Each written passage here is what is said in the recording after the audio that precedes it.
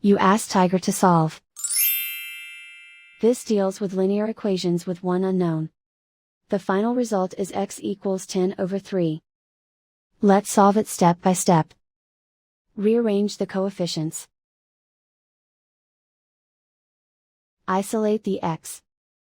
Multiply both sides by inverse fraction 10/1. Group like terms. Multiply the coefficients.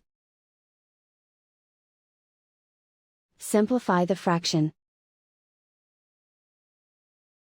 Multiply the fractions. Simplify the arithmetic.